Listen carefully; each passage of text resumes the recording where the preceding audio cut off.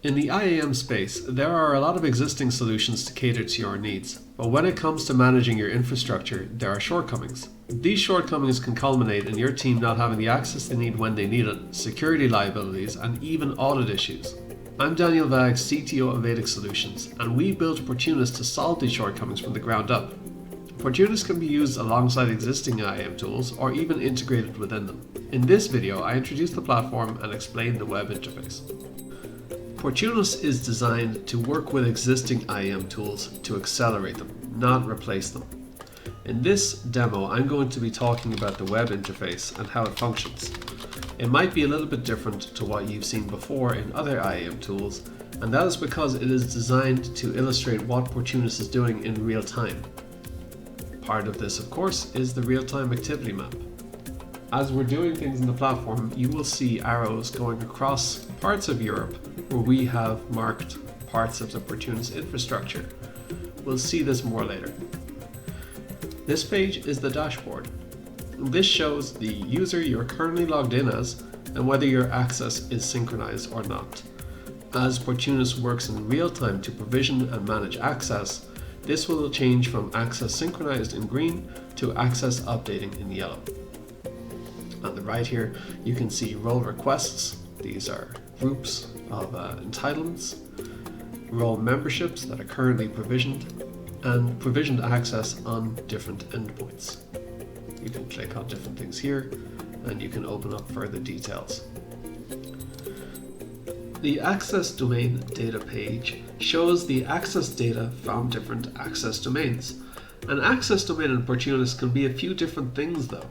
It can be a collection of Unix servers, or it could be a collection of some databases that are being replicated, or it could be a CSV file, or it could be your human resources data source.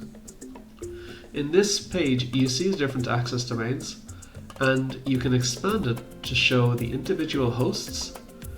You can see the accounts present, the different entitlements or access items, as we refer to them, and the memberships. What accounts have what entitlements here. In each of the hosts, you can click to expand the actual data collected from that endpoint, including arbitrary host information, and when there are recent collections, you will see them here with some metadata about them. When there are many collections to show that have been recent, you will see a chart here which illustrates how they've changed over time. Similarly, you will have a circuit breaker chart showing the consistency of the data across the access domain as well as changes that have occurred. The access roles page within Portunus shows the different groups of access we're managing at the moment by access domain.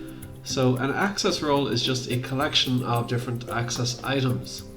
In Portunus, an access item is an atomic piece of access on some kind of an access domain. So in the case of a Unix access domain, they might be Unix groups as they are here. And an access role is just a logical collection of these. Access roles can include other access roles as well, and that can lead to a tree structure, which is why we have an access graph view here for illustration purposes.